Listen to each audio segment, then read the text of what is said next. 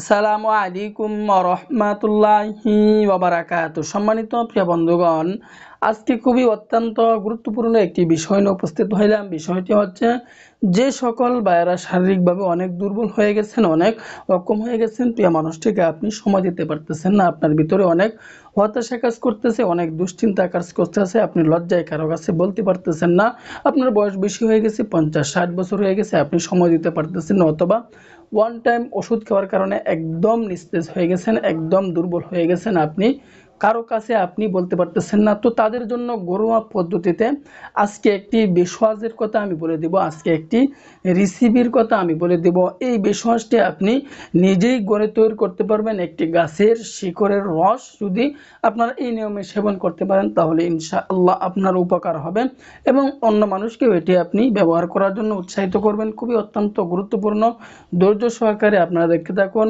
তো অযথা সময় নষ্ট না করে ভালো কিছু দেখুন আল্লাহ তাআলার উপর ইয়াকিন রেখে, বিশ্বাস রেখে আমাদেরকে আমল করতে হবে এবং আমাদের রোগ সম্পর্কে, আমার রোগ যদি আল্লাহ তাআলা দূর না করেন, পৃথিবীর কোনো মানুষ কিন্তু আমার রোগকে কখনোই দূর করতে পারবে না। আমি যতই চেষ্টা করি, আর যদি আল্লাহ পাক না চান, যদি আল্লাহ পাক চান, তাহলে দেখবেন সামান্য জিনিসের মাধ্যমেও আপনার সমস্যা আল্লাহ পাক রব্বুল আলামিন সেকেন্ডের ভিতরে, সেকেন্ডের আগেই আল্লাহ পাক রব্বুল আলামিন সমাধান করে দিতে পারবেন।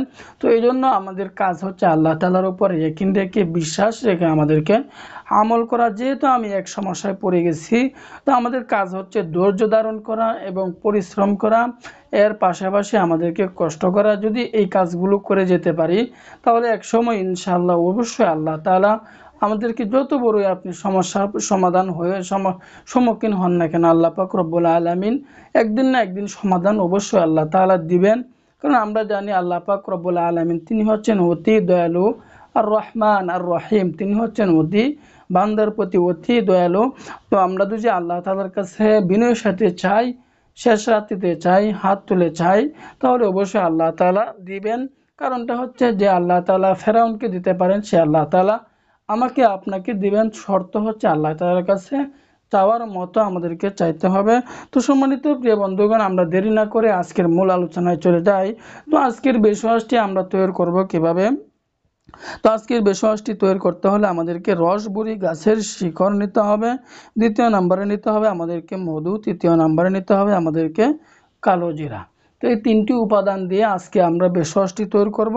তো উপাদানগুলো আমি আবারও বলতেছি, রসবুরি গাছের শিকড়, এরপরে আমাদেরকে নিতে হবে মধু, তৃতীয় নম্বরে নিতে হবে কালো জিরা।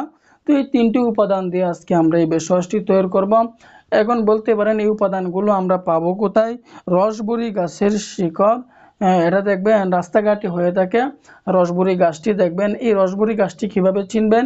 তো এই রসবুরি গাছটা রাস্তার আশেপাশে অথবা যে ক্ষেত খামারে, বন জঙ্গলে এই রসবুরি গাছটা হয়ে থাকে। তো এই গাছটার একটা বৈশিষ্ট্য হচ্ছে, দেখুন আল্লাহ তাআলা এই গাছগাছালির মধ্যে অনেক শক্তি দিয়েছেন, অনেক ক্ষমতা দিয়েছেন, অনেক পাওয়ার দিয়েছেন, যা আপনি জীবনেও কখনো কল্পনা করতে পারবে না। যে গাছগাছালি ছাড়া আপনি কখনোই বেঁচে থাকতে পারবেন না, যেই গাছগাছালি ছাড়া মানুষ কখনোই বেঁচে থাকতে পারবে না। যারা বলে গাছের ক্ষমতা নাই, আমি বলবো তাদের কোনো ইমান নাই, তারা হলো ইমান শূন্যহীন। গাছের মধ্যে অনেক ক্ষমতা, অনেক পাওয়ার আল্লাহ তাআলা দিয়েছেন। তো এই গাছটি চিনবেন কিভাবে? এই গাছটির একটা বৈশিষ্ট্য হচ্ছে, তো এই গাছের যে ফলটা হয়, যে বীজটা হয়, এটা ফুটকার মতো হয়, উপরে ফুটকা থাকে, ভিতরে বীজটা থাকে। দেখবেন এই গাছের বৈশিষ্ট্য, আমি আবারও বলতেছি, যে এই গাছের যে ফলটা হয় এটা ফটকার মতো হবে, ভিতরে আরেকটা বীজ থাকে, এটাকে বলা হয় রসবুরি গাছ। তো এই গাছের শিকড় আমাদেরকে নিতে হবে। কতটুকু পরিমাণে রস আমরা নিব? 1 চা চামচ পরিমাণে রস আমরা নিয়ে নিব। নেওয়ার পরে ছোট্ট একটা পাত্রের মধ্যে রেখে দিব এই রসবুরি গাছের শিকড়ের 1 চা চামচ। এরপরে আমাদেরকে নিতে হবে মধু, আমাদেরকে খাঁটি মধু নিতে হবে 1 চা চামচ পরিমাণে। এখন বলতে পারেন খাঁটি মধু আমাদের পক্ষে সংগ্রহ করা সম্ভব না।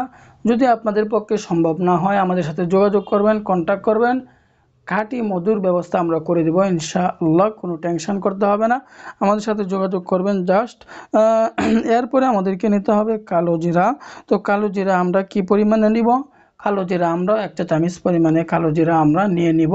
তো এই তিনটি খাবারই কিন্তু অত্যন্ত গুরুত্বপূর্ণ। এই তিনটাকে একদম ভালো করে মিশিয়ে নেব, ভালো করে মিক্সড করে নেব। যখন আমরা ভালো করে মিশিয়ে নিব, ভালো করে মিক্সড করার পরে এটা আমাদের তৈরি হয়ে গেল। এখন আমরা কোন নিয়মে সেবন করব, সেবন করার নিয়মটি আমি আপনাদেরকে বলে দিচ্ছি। তো সম্মানিত প্রিয় বন্ধুগণ, যে সকল ভাইয়েরা বহুদিন যাবৎ এই সমস্যায় ভুগতেছেন, 2 বছর 3 বছর 4 বছর যাবৎ এই সমস্যায় ভুগতেছেন, তাদেরকে বলে রাখবো ছোটোখাটো ভেষজ যদি আপনার শরীরে শ্যুট না করে তাহলে আপনাকে বুঝতে হবে সমস্যা বেশি হয়ে গেছে, তাহলে আপনাকে অ্যান্টিবায়োটিক নিয়ে সেবন করতে হবে। অর্থাৎ আপনাকে ন্যাচারাল প্রাকৃতিক উপায়ে হাই কোয়ালিটির ভেষজ নিয়ে আপনাকে সেবন করতে হবে। হাই কোয়ালিটির ভেষজ আপনি কোথায় পাবেন? আমাদের সাথে যোগাযোগ করবেন, আপনাকে ভালো পরামর্শ এবং দিক নির্দেশনা দেওয়ার জন্য চেষ্টা করবো ইনশাআল্লাহ।